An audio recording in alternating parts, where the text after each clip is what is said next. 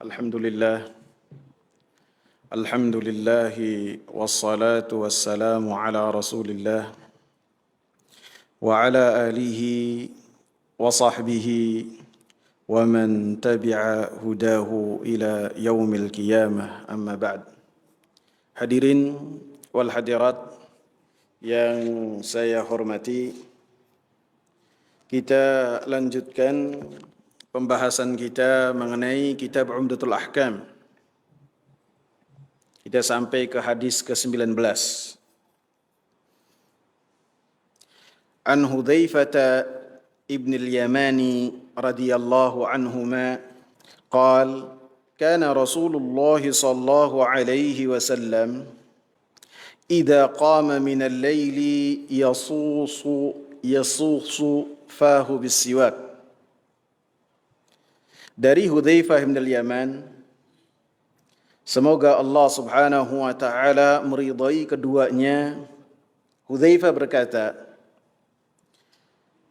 adalah Rasulullah sallallahu alaihi wasallam apabila beliau melaksanakan qiyamul lail di sebagian malamnya, yasusu fahu bis-siwak, maka Rasulullah sallallahu alaihi wasallam bersiwak terlebih dahulu.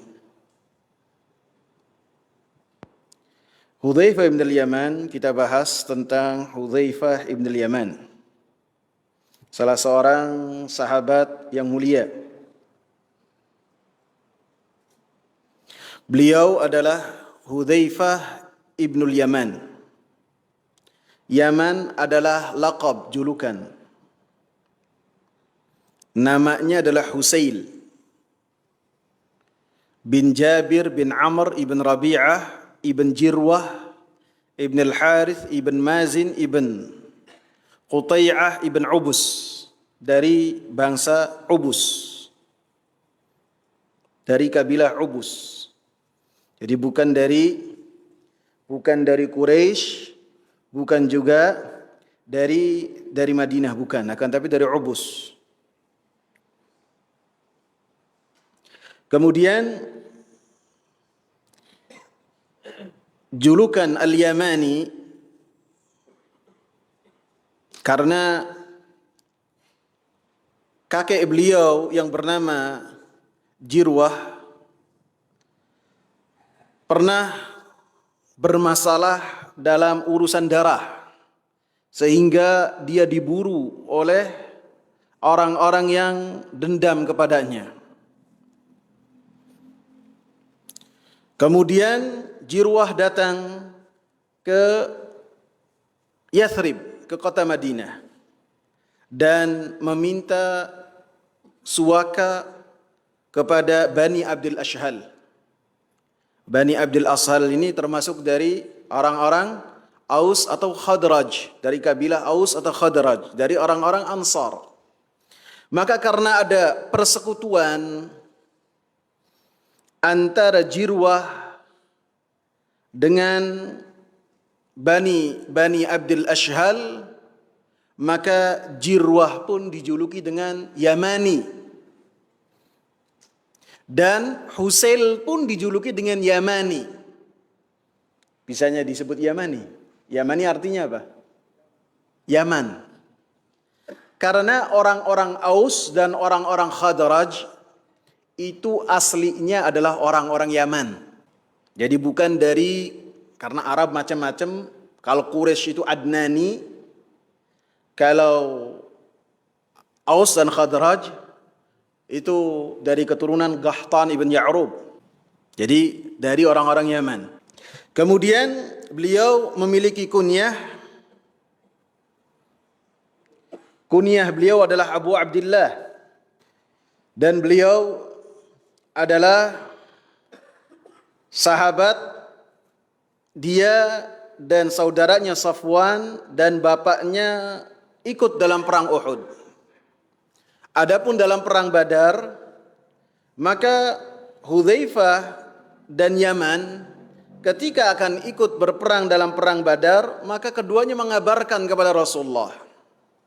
"Ya Rasulullah, saya telah mengambil janji dengan orang-orang Quraisy, apabila tahun ini ada peperangan antara engkau dengan orang-orang Quraisy, kami berdua tidak boleh mengikut." Maka kata Rasulullah, "Nafilahum." Kita menunaikan untuk mereka janji mereka. Kita tidak boleh mengingkarinya.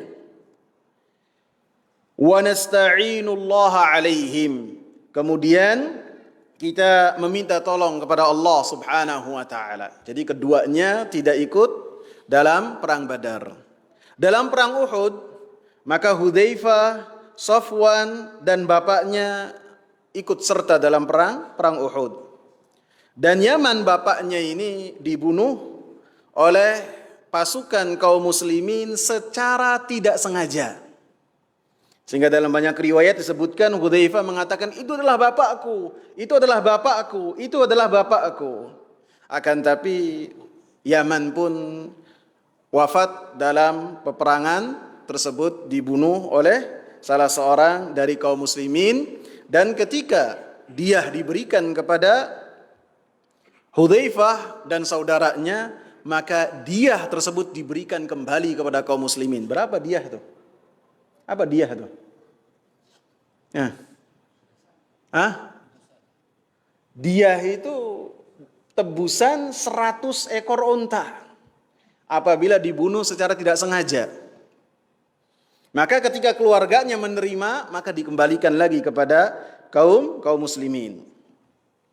Dan Rasulullah sallallahu alaihi wasallam ketika berkaitan dengan Hudzaifah memberikan pilihan kepada Hudzaifah, apakah dia itu termasuk orang-orang Muhajirin ataukah orang-orang Ansar. Maka Hudzaifah lebih memilih Nusrah sebagai orang-orang Ansar. Dan beliau pun termasuk dari pembesar para sahabat. Dan Rasulullah sallallahu alaihi wasallam pernah mengutus Hudzaifah bin al-Yaman dalam perang Khandaq. Dalam perang Khandaq yang terjadi pada tahun ke-5 Hijriah di bulan Syawal, kaum muslimin di kota Madinah dikepung oleh hampir seluruh orang-orang Arab atas provokasi dari Bani Nadir, orang Yahudi. 10.000 pasukan mengepung kota Madinah. Dan di satu malam Rasulullah sallallahu alaihi wasallam memerintahkan Hudzaifah bin al-Yaman untuk masuk ke tengah-tengah pasukan tersebut. Dan pada saat itu pasukan dalam keadaan kacau, pasukan orang-orang musyrikin dalam keadaan kacau. Mereka dalam keadaan mendapatkan rasa dingin yang luar biasa dan gelap yang sangat luar biasa. Sehingga Rasulullah sallallahu alaihi wasallam mengatakan, siapa yang mendatangi orang-orang kufar untuk melihat keadaan mereka, maka baginya adalah surga. Rasulullah sallallahu alaihi wasallam menyebutkan 3 kali. "Ala rajulun ya'tina bi khabaril qaumi ja'alahu Allahu ma'i yaumal qiyamah." Siapa seseorang yang datang ke tempat perkemahannya orang-orang musyrikin yang berkumpul, maka dia akan bersamaku pada hari kiamat di surga. Rasulullah sallallahu alaihi wasallam sebut 3 kali, tidak ada yang berdiri. Ini tugas yang sangat berat ini. Udah dikepung, disuruh masuk ke tempat yang mengepung. Maka Rasulullah sallallahu alaihi wasallam mengatakan, "Qum ya Hudzaifah." Sini Hudzaifah. Berdiri. Maka kata Hudzaifah, ya enggak ada jalan lagi, berarti saya harus melaksanakan. "Fa'tini bi khabaril qaum." Carilah kabar dan informasi yang berkaitan dengan orang-orang musyrikin. Maka Rasulullah sallallahu alaihi wasallam mengatakan, "Wala tad'arhum alayya." Ketika engkau sampai kepada mereka, jangan membikin perkara. Jangan tebar rasa takut. Yang penting yang saya minta dari engkau, engkau berdiri masuk ke mereka, kemudian cari info. Jangan jangan membunuh, jangan memukul, jangan lakukan apapun juga. Jangan. Yang penting engkau masuk ke mereka dan berdiri di tengah-tengah mereka. Ini perintah Rasulullah. La tad'aruhum alayya. La tad'aruhum. Jangan kau bikin mereka takut. Maka Hudzaifah pun masuk ke tengah-tengah perkemahan itu dalam keadaan mengendap-endap. Kemudian pada saat itu beliau melihat Abu Sufyan yang pada saat itu menjadi pemimpin untuk koalisi tersebut, menjadi panglima dalam keadaan membakar dia menyalakan api supaya merasa hangat punggungnya sehingga kelihatan sekali mencolok. Kata Hudzaifah, kalau saya ambil busur panah dan kemudian saya panah, Abu Sufyan pasti mati, pasti kena. Akan tapi kata beliau apa? Saya ingat pesan Rasulullah, jangan bikin gaduh.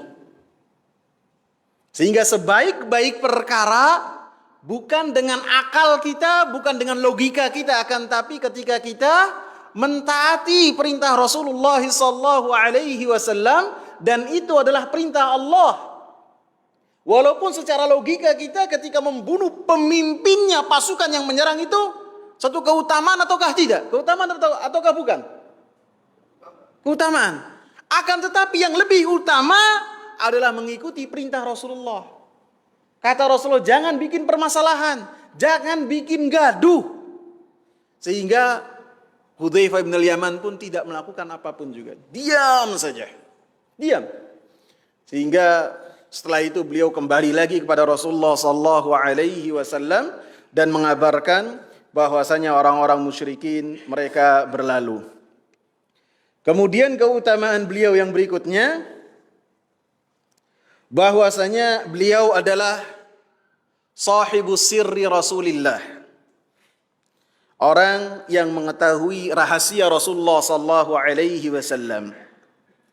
Rahasia di sini Rasulullah sallallahu alaihi wasallam membisikkan kepada Hudzaifah orang-orang yang mereka termasuk orang-orang munafikin yang mereka tinggal di kota Madinah. Disebutkan namanya oleh Rasulullah kepada Hudzaifah dan yang mengantonginya hanya Hudzaifah saja. Disebutkan jumlahnya 70 orang. Dan Hudzaifah tahu siapa itu karena Rasul membisikkannya. Sehingga Umar bin Khattab radhiyallahu anhu, sahabat yang mulia, setelah Rasulullah wafat, apabila ada jenazah yang akan disolati, maka yang diperhatikan oleh Umar bin Khattab ada Hudzaifah ataukah enggak? Karena yang mengantongi nama-nama orang munafikin cuma Hudzaifah. Kalau ada Hudzaifah, oh berarti aman, bukan orang munafik. Beliau pun ikut sholat. Tapi kalau Hudzaifah tidak ada, maka Umar pun pergi. Tidak mau.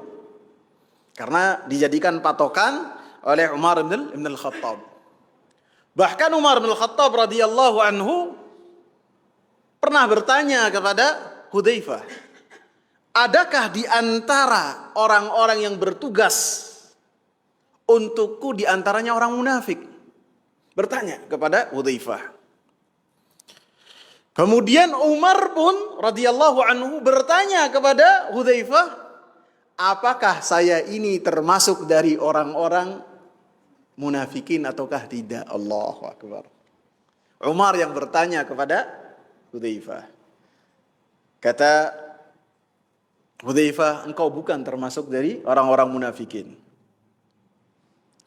Kemudian keutamaan beliau yang lain, beliau adalah orang yang telah bertanya kepada Rasulullah sallallahu alaihi wasallam tentang kejelekan-kejelekan. Sehingga Hudzaifah bin al-Yaman mengatakan sebagian manusia mereka bertanya kepada Rasulullah tentang kebaikan-kebaikan. Adapun saya bertanya kepada Rasulullah sallallahu alaihi wasallam tentang kejelekan-kejelekan. li'atawaqqaha, supaya saya menjauh dan selamat dari kejelekan tersebut.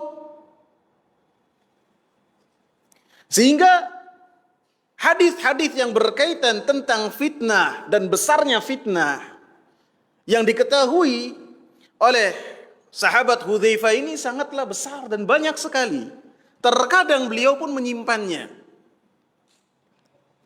Bahkan Umar bin Khattab radhiyallahu anhu pernah bertanya kepada Hudzaifah bin Yaman tentang perkara ini. Disebutkan bahwasanya Umar bin Khattab radhiyallahu anhu berkata kepada para sahabat, dan di kumpulan sahabat pada saat itu ada Hudzaifah. Ayyukum yahfadhu qawla Rasulillah sallallahu alaihi wasallam fil fitnah? Siapakah di antara kalian yang hafal perkataan Rasulullah sallallahu alaihi wasallam tentang fitnah? Maka kata Hudzaifah, saya hafal, saya tahu. Maka kata Umar, hati, berikan apa yang kau ketahui.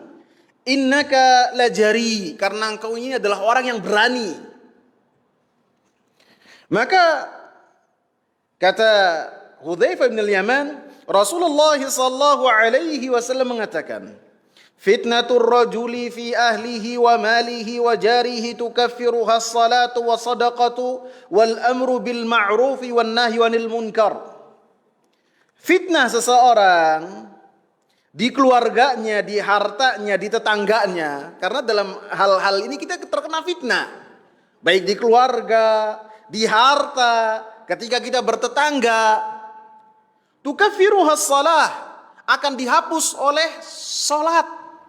Dosa-dosanya akan dikikis oleh salat, oleh sedekah, oleh amr bil ma'ruf wan nahy 'anil munkar. Ketika menegakkan al-amru bil ma'ruf wan nahy 'anil munkar. Maka kata Umar bin Khattab, laisat hadhihi, bukan perkara ini yang saya tanyakan. Walakinnal lati tamuju ka maujil bahri. Yang saya tanyakan adalah fitnah yang fitnah tersebut bergelombang seperti gelombangnya lautan yang besar. Maka kata Hudzaifah bin Yaman, ya Amiral Mu'minin, la ba'sa 'alaika minha. Wahai Amirul Mu'minin, apa yang kau khawatirkan tentang fitnah-fitnah tersebut? Apa yang kau takutkan dari fitnah-fitnah yang telah Rasulullah sallallahu alaihi wasallam kabarkan? Inna bainaka wa bainaha baban mughlaqa. Sesungguhnya antara engkau dan fitnah yang besar itu yang kau isyaratkan tadi, ada pintu yang tertutup. Sehingga engkau tidak boleh takut dan khawatir. Maka kata Umar bin Khattab radhiyallahu anhu, yuftahul babu aw yuksar. Pintu fitnah tersebut yang akan menjadikan fitnah itu berdatangan, pintunya ini akan dibuka atau didobrak. Maka kata Hudzaifah, bal yuksar. Akan tapi pintu tersebut akan dibuka secara paksa, didobrak. Maka kata Umar bin Khattab, dzaka ahra an la yughlaqa. Apabila demikian pastinya pintu tersebut tidak bisa ditutup lagi.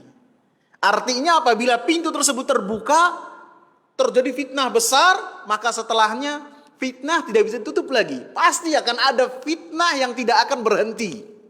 Sampai kapan? Sampai akhir zaman. Maka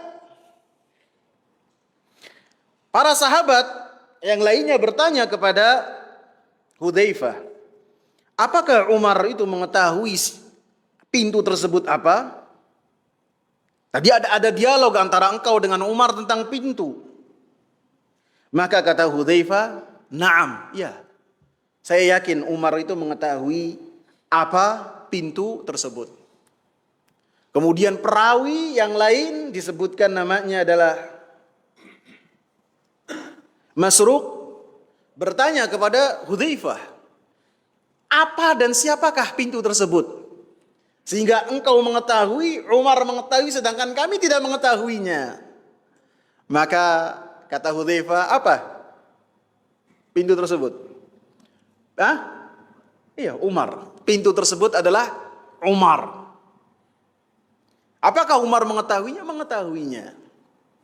Dan persis apa yang dikatakan oleh Hudzaifah, seperti yang disabdakan oleh Rasulullah sallallahu alaihi wasallam setelah Umar radhiyallahu anhu dibunuh di kota Madinah dalam salatnya, setelah itu fitnah tidak berhenti, terus menerus. Pertumpahan darah pun terus berlanjut, diawali dengan tumpahnya darahnya siapa? Umar ibn al-Khattab.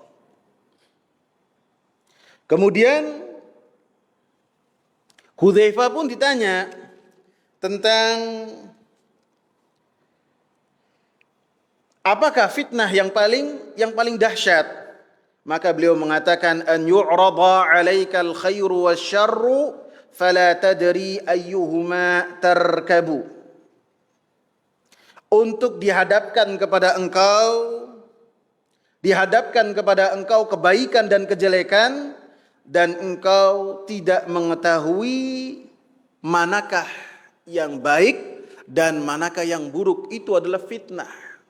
Jadi fitnah semakin menjadi-jadi sehingga seseorang tidak tahu lagi mana yang baik dan mana yang buruk. Dan beliau pun wafat pada tahun 36 Hijriah. Dan ketika itu beliau ada di kota Madain. Beliau wafat 40 hari setelah wafatnya Utsman radhiyallahu anhuma. Jadi apabila Utsman itu wafatnya pada tanggal 12 Zulhijjah tahun 35, maka wafatnya Hudzaifah bin Yaman di bulan Muharram tahun 36. Disebutkan oleh para perawi ketika disebutkan oleh Laits ibn Aslam, ketika Hudzaifah bin Yaman menghadapi kematian, maka disebutkan bahwasanya Hudzaifah ini menangis sejadi-jadinya. Menangis dengan tangisan yang sangat menyayat. Maka orang-orang yang ada di hadapannya Hudzaifah bertanya, "Ma yubkik? Apa yang menjadikan engkau menangis?" Maka beliau mengatakan, "Ma abki asafan 'ala dunya, balil mautu ahabbu ilayya." Saya menangis bukanlah karena saya ini merasa susah meninggalkan dunia. Bahkan kematian lebih saya cintai daripada kehidupan ini. Walakinni la adri ala ma aqdamu ala ridha am sukht. Akan tetapi saya tidak mengetahui ketika saya meninggalkan dunia ini, apakah saya itu akan menginjakkan kakinya di alam barzah di atas ridha Allah Subhanahu wa taala, ataukah di dalam kemurkaan Allah Subhanahu wa taala. Sahabat yang mulia ikhwan, tidak tertipu sedikit pun dengan amalan. Dan ini sebagian besar, atau bisa dikatakan semua para sahabat, murid-murid Rasulullah sallallahu alaihi wasallam, amalan-amalan mereka besar, akan tetapi mereka tidak terpedaya dengan amalan-amalan mereka. Kita terkadang amalan-amalan kita kecil, tapi kita membanggakan sekali dengan amalan-amalan tersebut yang belum tentu amalan tersebut diterima oleh Allah Subhanahu wa taala. Ini para sahabat udah dijamin oleh Allah, mereka mendapatkan ridha Allah. Ini telah terjadi kepada Hudzaifah, Abu Hurairah, kepada Umar bin Khattab, dan kepada sahabat-sahabat yang lainnya ketika di akhir hayatnya menangis dengan tangisan yang demikian. Walaupun rasa harap mereka sangatlah tinggi kepada Allah, dan akan tapi diimbangi juga dengan rasa takut mereka yang tinggi pula kepada Allah Subhanahu wa taala. Kita masuk ke dalam hadis ini. Dalam hadis ini disebutkan bahwasanya Rasulullah sallallahu alaihi wasallam apabila akan menunaikan qiyamul lail, maka beliau bersiwak terlebih dahulu. Bahkan di dalam hadis ini lafadznya yasusu. Saya sampai sulit menyebutkannya. Artinya ketika bersiwak dengan menekan dan bersungguh-sungguh dalam membersihkannya. Karena yang namanya seorang bangun tidur, baik tidur pagi, tidur siang ataupun malam, atau tidur kapanpun juga, maka ketika dia bangun dari tidurnya, maka bau aroma mulut itu berubah. Disebutkan dalam syarah hadis itu tentang bahwasanya lambung mengeluarkan ini, mengeluarkan zat ini. Disebutkan. Sehingga ketika seorang berbicara, maka akan mengeluarkan aroma yang tak sedap, bau yang tidak enak. Maka ketika seorang bermunajat kepada Allah Subhanahu wa taala, haruslah dalam keadaan yang baik. Haruslah dalam keadaan yang terpuji, karena Allah itu indah dan Allah Subhanahu wa taala menyukai keindahan, termasuk ketika kita menghadap Allah Subhanahu wa taala dalam bermunajat, dalam salat. Lebih-lebih dalam hadis disebutkan, innal 'abda idza qama yusalli atahu al-malaku faqama khalfahu yastami'ul Qur'an wa yadnu. Sesungguhnya apabila seorang hamba dia menunaikan salat berdiri Allahu Akbar, salat apapun juga, salat fardu ataupun salat sunnah, salat apapun juga, ketika dia bertakbir Allahu Akbar, maka datang kepadanya malaikat. Dan malaikat itu berdiri di belakang.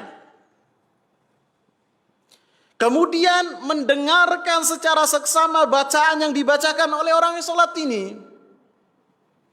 Wayadnu, dan makin mendekat. Fala yazalu yastami wayadnu hatta yadha'a fahu ala fih.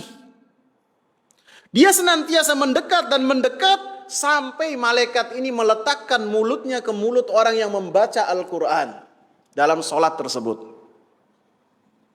Sehingga fala yaqra'u ayatan illa kanat fi jawfih. Tidaklah satu ayat dibacakan oleh orang yang salat tersebut kecuali langsung diterima oleh mulutnya malaikat. Dan para malaikat, mereka terganggu seperti terganggunya manusia. Innal malaikata tata'adza mimma yata'adza minhu banu Adam. Sesungguhnya malaikat terganggu seperti terganggunya manusia.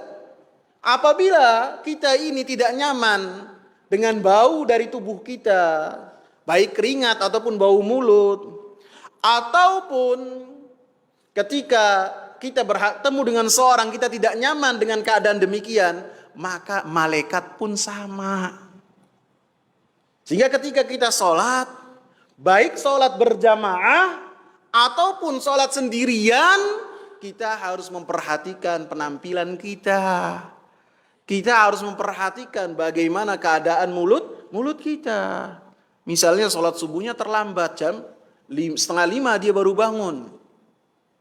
Kemudian karena sholat sendiri, maka cuma ambil air wudhu saja kemudian langsung sholat.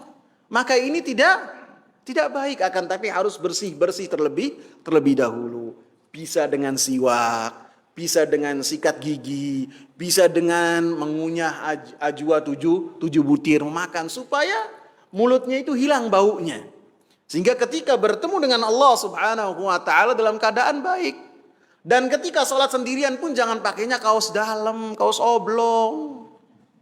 Kaos yang paling jelek ataupun sisa tadi tidur, baju tidur, jangan. Akan tapi khudzu zinatakum. Ambillah perhiasan-perhiasan kalian, baju-baju kalian yang menutup aurat dengan cara yang baik.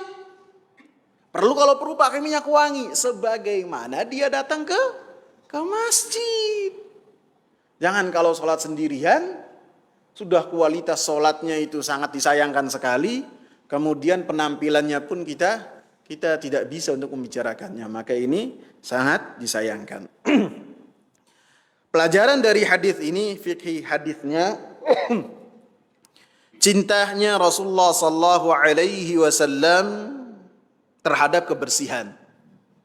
dan bagaimana ketidaksukaan Rasulullah sallallahu alaihi wasallam terhadap bau yang tidak enak. Karena Rasulullah sallallahu alaihi wasallam telah mengatakan innallaha jamil yuhibbul jamal. Sungguhnya Allah indah dan mencintai keindahan termasuk kebersihan. Adapun hadis apa? An-nadhafatu minal iman, itu enggak tahu hadis dari mana itu. Jadi walaupun hadis tersebut adalah hadis yang tidak jelas, baik itulah aslalahu ataupun maudhu, bukan berarti kita tidak memperhatikan kebersihan. Banyak hadis-hadis dan ayat-ayat yang menjelaskan tentang keutamaan an-nadhafah, kebersihan, termasuk hadis ini. Dan dalam hadis ini juga bagaimana Rasulullah sallallahu alaihi wasallam senantiasa menjaga penampilannya, aromanya, baik aroma tubuh ataupun aroma mulutnya. Seperti yang sudah saya sebutkan, ketika masuk rumah beliau menjaga bersiwak terlebih dahulu supaya ketika bertemu dengan istri dalam keadaan yang paling baik. Begitu juga beliau sangat suka sekali minyak wangi. Hubbiba ilayya min dunyakum at-tibu wan nisa. Dua hal yang Allah Subhanahu wa taala menjadikan dua perkara tersebut paling dicintai oleh Rasulullah sallallahu alaihi wasallam adalah minyak wangi dan perempuan. Sehingga Rasulullah sallallahu alaihi wasallam menikah dengan wanita-wanita yang berbilang. Yang kedua, pelajaran yang kedua ataupun fiqhul hadis yang kedua, dianjurkannya bersiwak ketika seorang bangun untuk melaksanakan qiyamul lail atau ketika bangun di malam hari. Lebih-lebih bagi siapa-siapa yang akan menunaikan salat malam. Yang ketiga, anjuran untuk bersiwak ketika bau mulut, ketika dirasakan akan adanya bau mulut. Jadi ketika aroma mulut itu sudah berubah, maka dihilangkan. Bisa dengan bersiwak, bisa juga dengan makan ataupun ngemil ataupun yang lainnya. Hadis yang berikutnya. Al-hadithul ishrun, hadis yang ke-20. An Aisyah radhiyallahu anha, dari Aisyah radhiyallahu anha, qalat, beliau berkata, Aisyah berkata, dakhala Abdurrahman ibn Abi Bakr radhiyallahu anhuma ala Nabi sallallahu alaihi wasallam wa ana musnidatuhu ila sadri. Abdurrahman putra Abu Bakar, semoga Allah meridhai keduanya, masuk ke rumah Rasulullah sallallahu alaihi wasallam, sedangkan pada saat itu saya menjadikan Rasulullah sallallahu alaihi wasallam bersandar di dadaku. Wa ma'a Abdurrahmani siwakun ratbun yastannu bihi. Dan Abdurrahman ketika masuk memegang siwak yang siwaknya itu siwak yang basah, yang bersiwak dengannya. Fa'abaddahu Rasulullah sallallahu alaihi wasallam basarah. Kemudian Rasulullah sallallahu alaihi wasallam melihat kepada siwaknya Abdurrahman dengan tatapan yang sangat lama. Fa'akhadtu siwaka faqadamtuhu wa nafadtuhu wa fatayyabtuhu. Maka saya pun mengambil siwaknya Abdurrahman, kemudian saya potong ujungnya, saya bikin ujung yang baru, dan kemudian saya lembutkan, dan kemudian saya kasih minyak wangi. Dan cara saya melembutkannya dengan menggigit ujung yang baru tersebut dengan mulutnya dan giginya Aisyah radhiyallahu anha, sehingga ujung yang baru itu tercampur di dalamnya ludahnya Aisyah radhiyallahu anha. Thumma dafa'tuhu ila Nabi sallallahu alaihi wasallam fastanna bihi. Kemudian saya berikan kepada Nabi sallallahu alaihi wasallam, maka Nabi sallallahu alaihi wasallam bersiwak dengan siwak tersebut. fama ra'aitu Rasulullah sallallahu alaihi wasallam istanna istinanan ahsana minhu. Saya tidak pernah melihat Rasulullah sallallahu alaihi wasallam bersiwak dengan cara yang bersiwak yang paling bagus daripada saat itu. Luar biasa cara bersiwaknya. Fama ada an faragha Rasulullah sallallahu alaihi wasallam rafa'a yadahu aw isba'ahu. Kemudian tidaklah Rasulullah selesai dari bersiwaknya, kemudian Rasulullah sallallahu alaihi wasallam mengangkat tangannya ataupun jarinya. Kemudian Rasulullah mengatakan firrafiqil a'la, firrafiqil a'la, firrafiqil a'la. Saya mau bersama dengan Allah. Saya mau bersama dengan para nabi. Saya mau surganya Allah Subhanahu wa taala al-firdausul a'la. Thumma qadha, kemudian Rasulullah sallallahu alaihi wasallam mulai wafat. Wa kanat taqul, Aisyah radhiyallahu anha mengatakan, mata baina hakinatayya wa dhakinatayya. Rasulullah sallallahu alaihi wasallam wafat di dalam pelukanku, di antara dadaku dan daguku. Wa fi lafdhin, dalam lafaz lain, faraaituhu yanzuru ilaih. Saya dapati Rasulullah sallallahu alaihi wasallam melihat kesiwaknya Abdurrahman. Wa araftu annahu yuhibbu siwak, dan saya mengetahui bahwasanya Rasulullah sallallahu alaihi wasallam sangat gemar dengan siwak. Faqultu, maka saya berkata, akhudhuhu lak, saya ambilkan siwak itu untukmu. Fa asyara bi ra'sihi an-na'am, dan beliau pun mengisyaratkan dengan kepalanya, yang artinya ya, ambilkan untukku. Hadis yang ketiga dari hadis siwak ini. Kita bahas tentang Abdurrahman, karena tentang Aisyah sudah kita bahas. Abdurrahman ibn Abi Bakar. Abdurrahman itu nama aslinya Abdul Ka'bah. Kemudian ketika dia masuk Islam setelah perjanjian damai Hudaybiyah, maka oleh Rasulullah diganti namanya Abdurrahman. Dan para sahabat ridwanullahi alaihim, mereka sangat gemar sekali untuk memberikan nama-nama anak-anaknya dengan nama-nama yang di dalamnya ada penghambaan kepada Allah Subhanahu wa taala. Seperti Abdullah, seperti Abdurrahman, seperti Abdul Razak, seperti Abdul Bari, seperti Abdul Sittir, Abdul Muhsin. Nama-nama yang dalamnya ada penghambaan, maka para sahabat sangatlah gemar sekali. Lebih-lebih yang namanya Abdurrahman. Maka para sahabat sangat menyukai untuk memberikan nama kepada putra-putra mereka dengan nama Abdurrahman untuk anak-anak mereka. Abu Bakar, tentu dengan persetujuan, enggak, ini dari Rasulullah. Kemudian Umar. Umar itu radhiyallahu anhu memiliki anak 3, anaknya beliau banyak, 18 atau berapa. 3 diantaranya namanya Abdurrahman. Tuh bayangkan, namanya 3 Abdurrahman.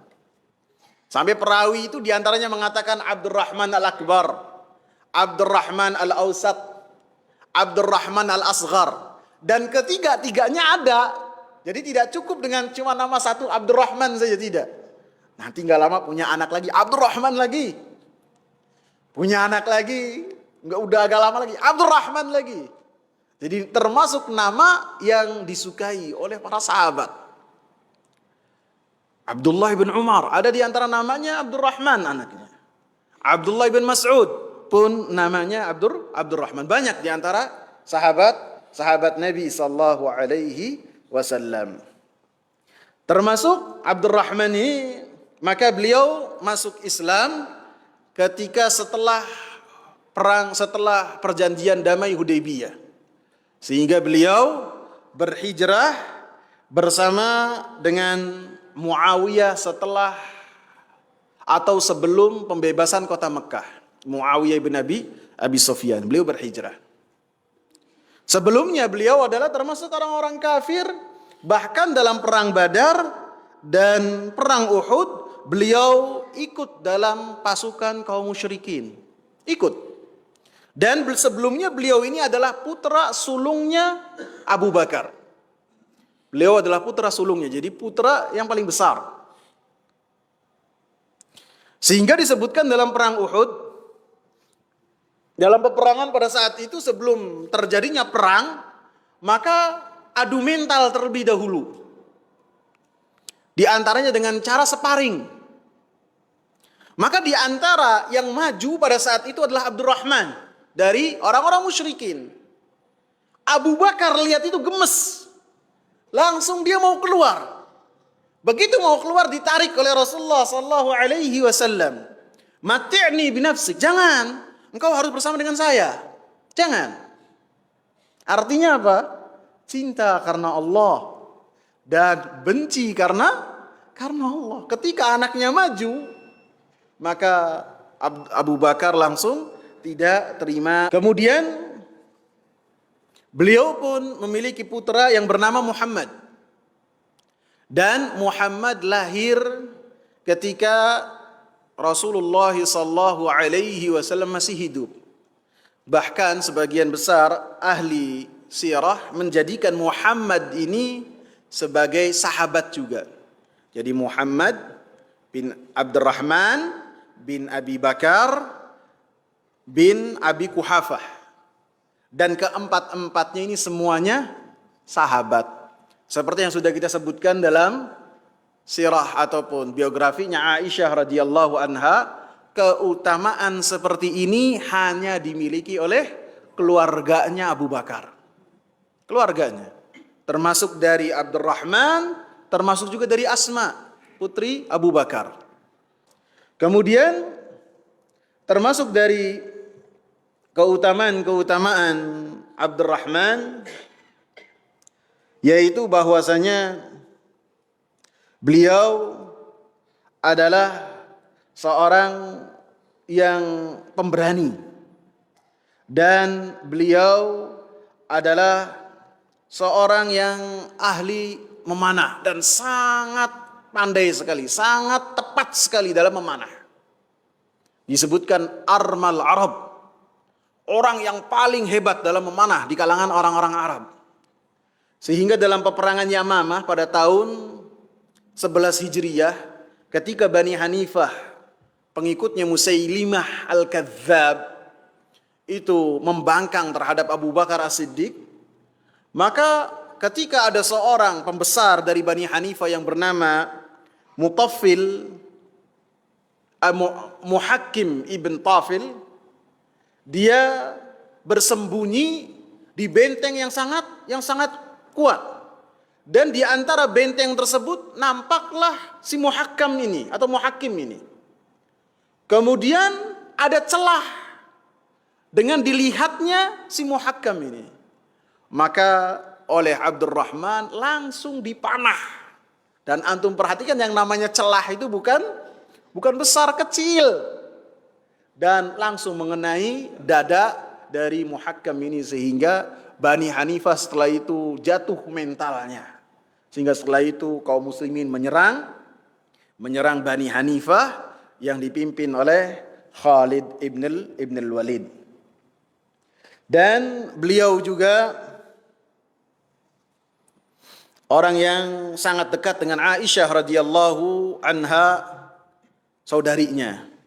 Karena pertama adalah saudarinya, yang kedua Aisyah dan Abdurrahman ini satu ibu, saudara kandung. Ibu keduanya adalah Ummu Ruman. Sehingga ketika Abdurrahman wafat, Aisyah radhiyallahu anha sangat sedih sekali. Disebutkan dalam kitab Usdul Ghabah fi Ma'rifati Sahabah dari Zubair ibn Bakar dengan sanadnya, suatu ketika Muawiyah ibn Abi Sufyan mengutus kepada Abdurrahman untuk membaiat Yazid. Maka Abdurrahman pada saat itu marah, mengatakan, apa-apaan ini? Kok ini jadi kerajaan? Kok diberikan kepada anak, bukan yang lain yang lebih pantas? Maka Abdurrahman marah. Maka Muawiyah radhiyallahu anhu adalah sahabat yang sangat dermawan sekali. Sehingga termasuk sahabat yang menaklukkan hati-hati manusia dengan akhlaknya dan dengan kedermawanannya ini Muawiyah, sahabat besar. Maka ketika menolak dan membangkang seharusnya marah. Enggak. Diberikan hadiah oleh Muawiyah uang senilai 100.000 dirham. 100.000 dirham. Anggaplah bisa beli 100.000 ekor kambing kali. Kalau satu kambingnya satu dirham. Iya, pada saat itu satu kambing satu dirham. Maka ketika diberikan kepada Abdurrahman pada saat itu beliau ada di kota Madinah, maka beliau menolaknya. Dan setelah itu beliau pergi ke kota Mekah. Dan di kota Mekah, di tempat yang namanya Hubshi, maka ketika sampai beliau istirahat tidur. Dan dari tidurnya beliau tidak bangun lagi. Jadi tidur, dan setelah tidur tidak bangun lagi, wafat. Di satu tempat namanya Hubshi. Dan Hubshi ini jauhnya 6 mil dari kota Mekah. Dan kemudian beliau dibawa ke kota Mekah dan disolati di kota Mekah. Dan kemudian Aisyah radhiyallahu anha langsung pergi ke kota Mekah menunaikan ibadah haji. Bisa jadi bertepatan dengan waktu haji. Kemudian hadis ini menyebutkan bahwasanya hadis ini menceritakan tentang akhir hayat Rasulullah sallallahu alaihi wasallam.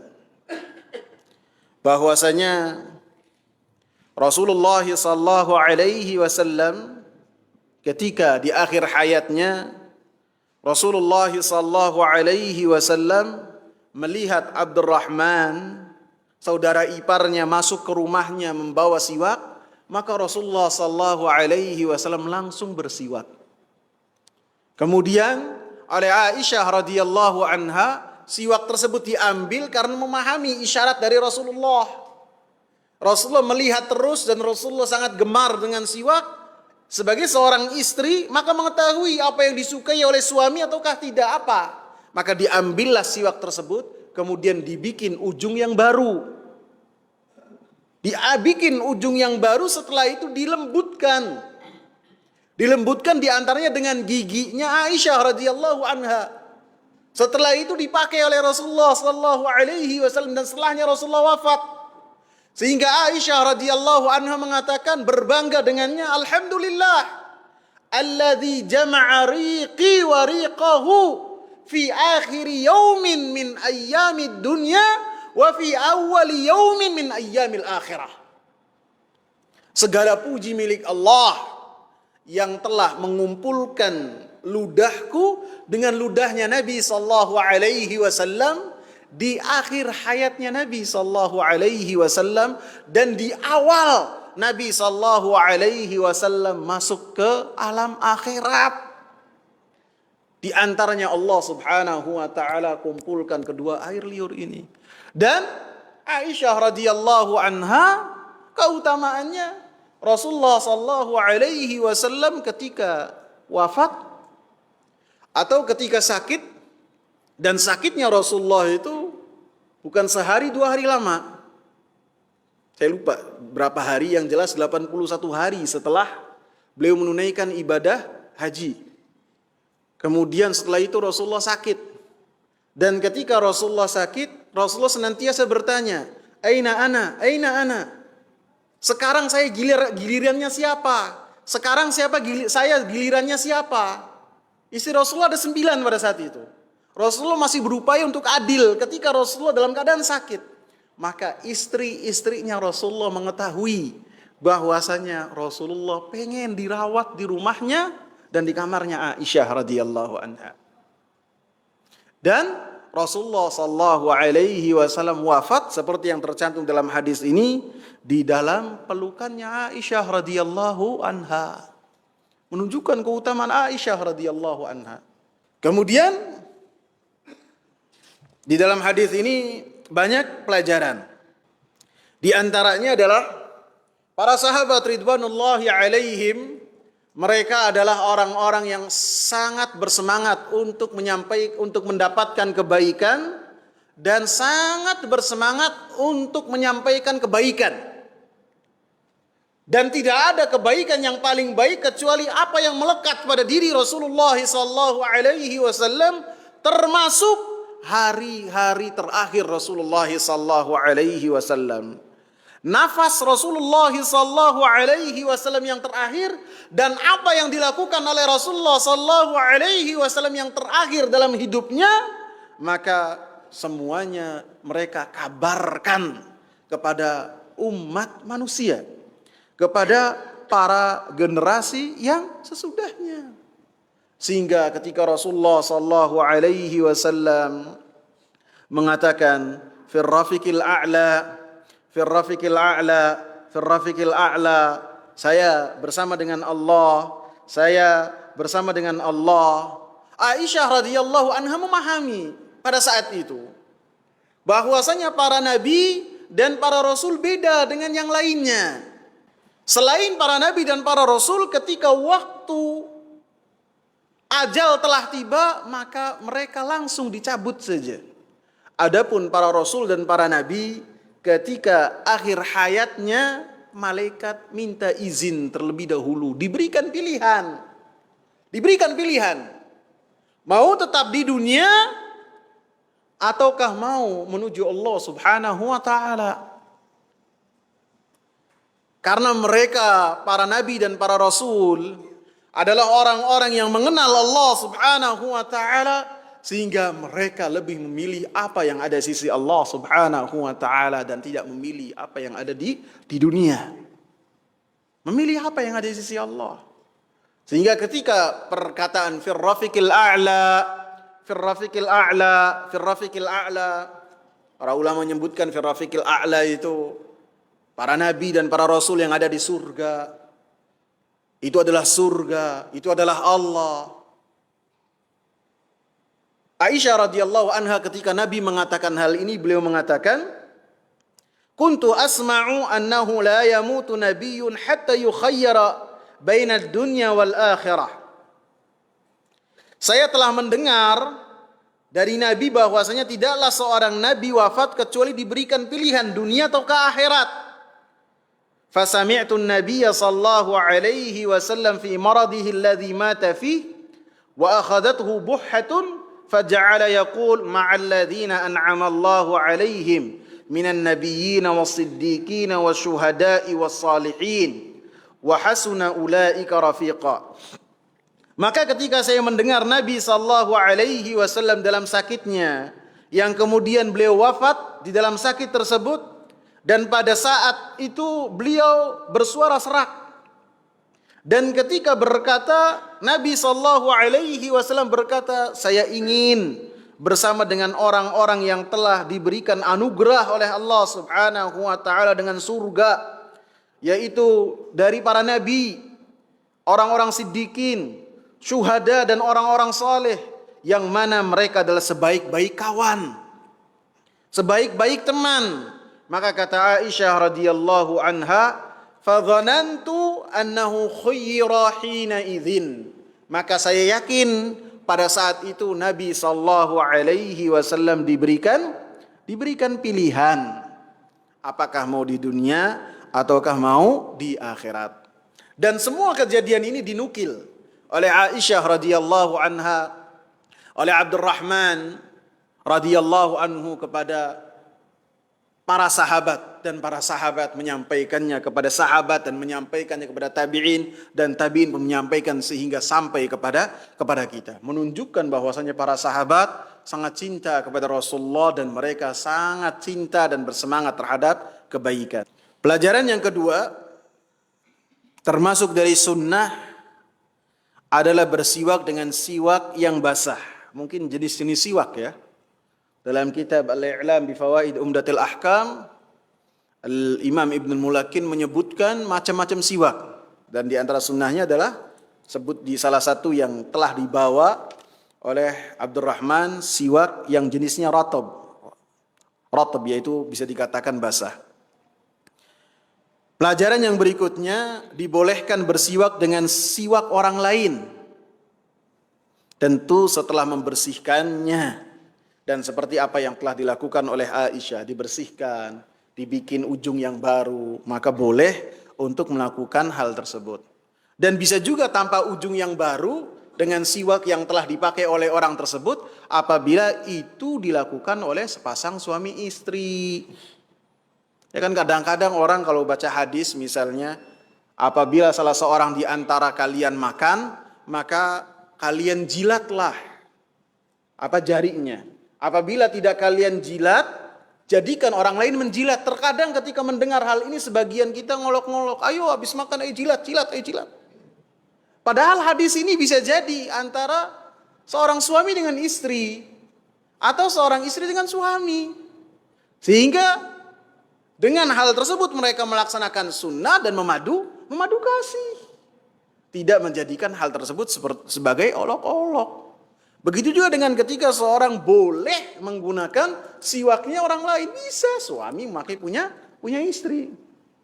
Atau istri dipakai punya suami. Tidak mengapa. Habis ya.